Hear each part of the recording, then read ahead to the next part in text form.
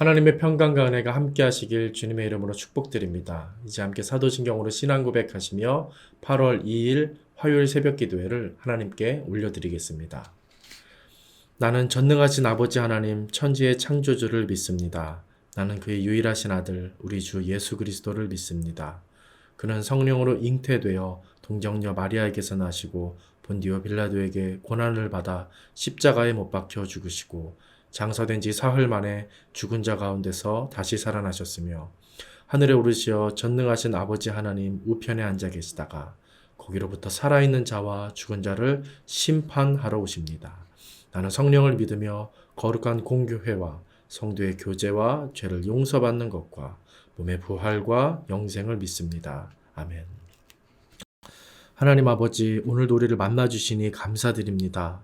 오늘도 주님으로, 말씀으로, 기도로 힘을 얻는 믿음의 삶이 되게 하옵소서. 주님 뜻대로 오늘 우리 인생을 온전히 인도하시고 다스려 주옵소서. 예수님의 이름으로 기도드립니다. 아멘. 하나님 말씀 보시겠습니다. 하나님 말씀 이사야 50장 4절에서 11절까지 말씀입니다. 구약성경 이사야 50장 4절에서 11절까지 말씀 제가 봉독합니다. 주 여호와께서 학자들의 혀를 내게 주사 나로 곤고한 자를 말로 어떻게 도와줄 줄 알게 하시고 아침마다 깨우치시되 나의 귀를 깨우치사 학자들같이 알아듣게 하시도다. 주 여호와께서 나의 귀를 여셨으므로 내가 거역하지도 아니하며 뒤로 물러가지도 아니하며 나를 때리는 자들에게 내 등을 맡기며 나의 수염을 뽑는 자들에게 나의 뺨을 맡기며 모욕과 침뱉음을 당하여도 내 얼굴을 가리지 아니하였느니라. 주 여호와께서 나를 도우심으로 내가 부끄러워하지 아니하고 내 얼굴을 부싯돌같이 굳게 하였으므로 내가 수치를 당하지 아니할 줄 아노라. 나를 의롭다 하시는 이가 가까이 계시니 나와 다툴 자가 누구냐? 나와 함께 설지어다. 나의 대적이 누구냐? 내게 가까이 나올지어다. 보라, 주 여호와께서 나를 도우시리니 나를 정죄할 자 누구냐? 보라, 그들은 다 옷과 같이 헤어지며 좀이 그들을 먹으리라. 너희 중에 여호와를 경외하며 그의 종의 목소리를 청종하는 자가 누구냐?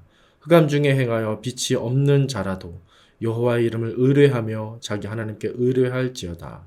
보라, 불을 피우고 횃불을 둘러띈 자여, 너희가 다 너희의 불꽃 가운데로 걸어가며 너희가 피운 횃불 가운데로 걸어갈지어다. 너희가 내 손에서 얻을 것이 이것이라. 너희가 고통이 있는 곳에 누우리라. 아멘.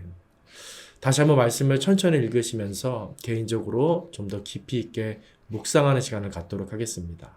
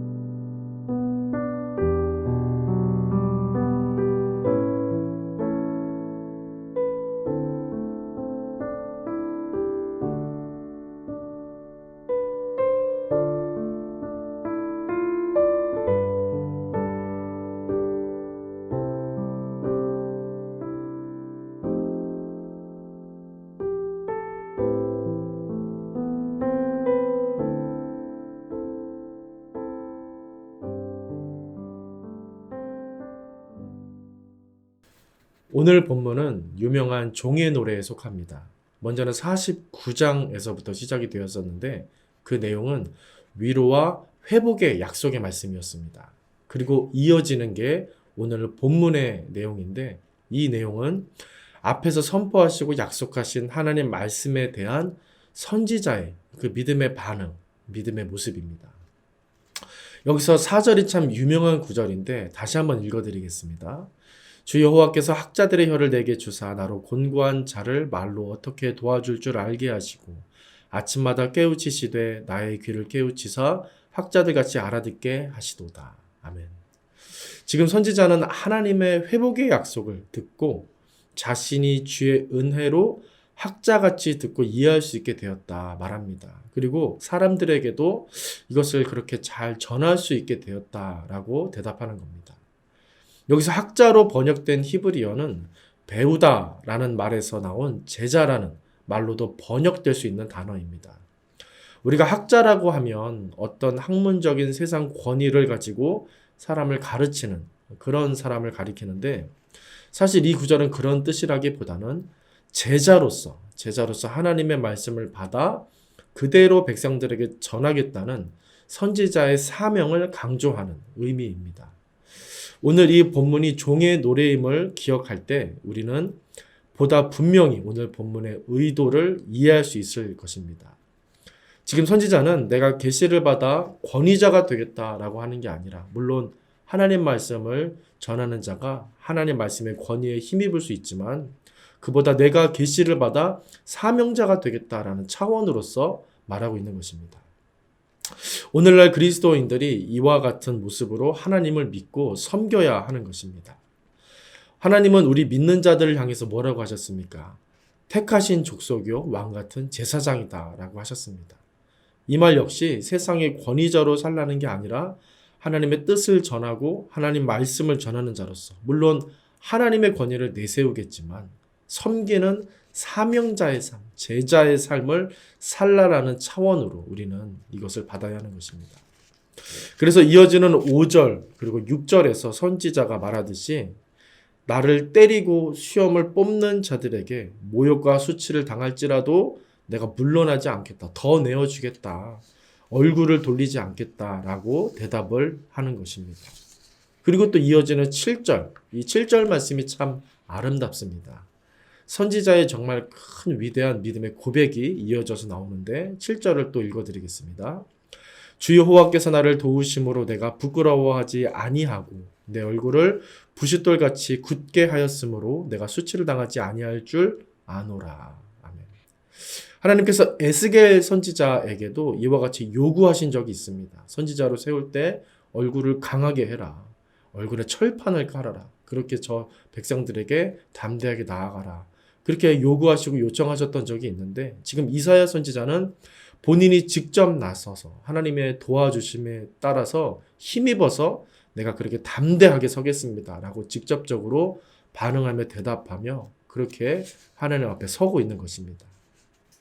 참고로 우리가 참 사랑하는 이사야 40장 말씀의 그 말미에 가보시면 선지자는 이런 말을 했었습니다. 29절 이하를 보시면 소년이라도 피곤하며 곤비하며 장정이라도 넘어지며 쓰러지되 오직 여호와를 앙망하는 자는 새 힘을 얻으리니 다른 박질하여도 곤비치 아니하겠고 걸어도 피곤치 아니하리로다. 그렇게 선지자는 40장에서 말을 했었습니다.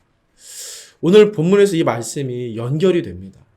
선지자는 세상을 살아갈 힘, 고통을 견딜 힘, 심판의 두려움을 이길 힘이 오직 한 분 여호와 하나님에게서 나온다는 사실을 제자와 같이 명확하고 정확하게 깨닫게 되었고 동시에 정확히 그토록 전할 수 있게 되었던 것입니다.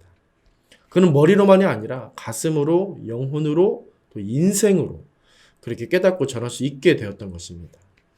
인생보다 크신 하나님, 세상보다 크신 하나님, 청춘도 권세도 하나님 의지하지 않고는 견딜 수 없다는 그 이치를 온몸으로 이 선지자가 체득하게 되었던 것입니다.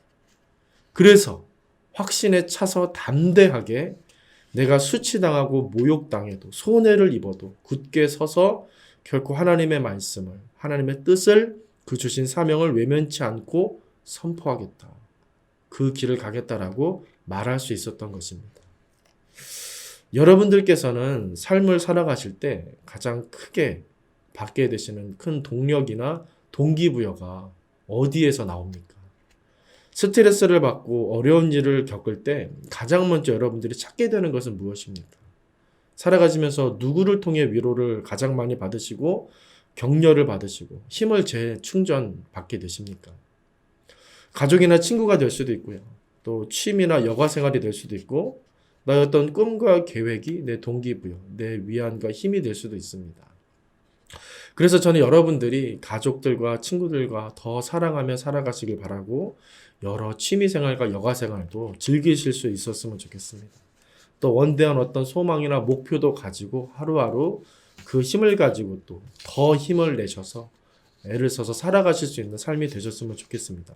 하지만 그러면서도 여러분들이 오늘 말씀을 단지 선지자의 책의 내용으로만 공부하듯 보지 마시고 나의 메시지, 나를 향하신 그분의 말씀으로 받으셨으면 좋겠습니다. 우리의 정체성이 그 무엇보다 하나님의 제자됨임을 기억해야 하기 때문입니다. 우리는 궁극적으로 그분의 뜻과 그분의 힘을 받아 살아가는 존재임을 잊어서는 안 되기 때문입니다.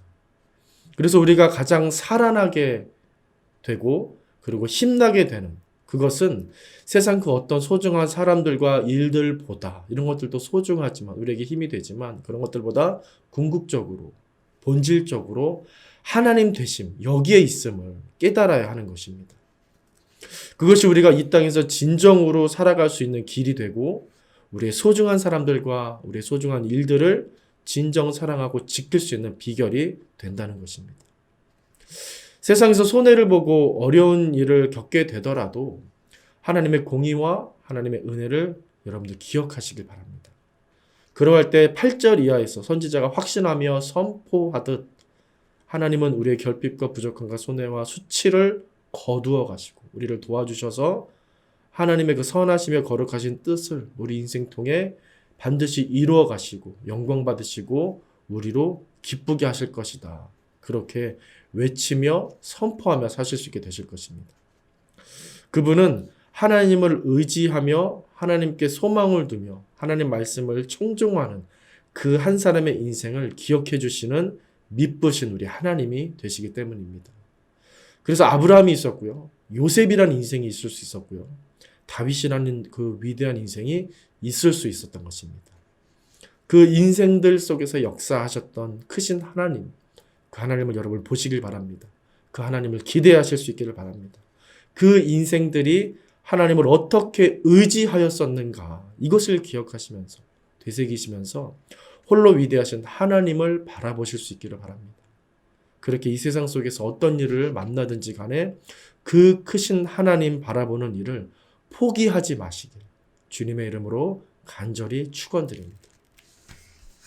하나님 우리를 긍휼히 여기사 주님의 그 말씀으로 힘을 얻는 인생 되게 하시고 세상의 많은 것들 속에서 행복과 기쁨을 누리지만 하나님으로부터 가장 큰 행복과 위안과 능력을 얻는 우리의 믿음의 인생 되게 하여 주시옵소서.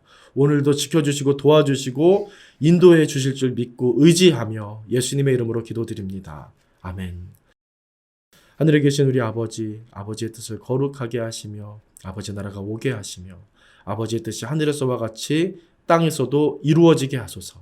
오늘 우리에게 일용할 양식을 주시고 우리가 우리에게 잘못한 사람을 용서하여 준 것 같이 우리 죄를 용서하여 주시고 우리를 시험에 빠지지 않게 하시고 악에서 구하소서. 나라와 권능과 영광이 영원히 아버지의 것입니다. 아멘.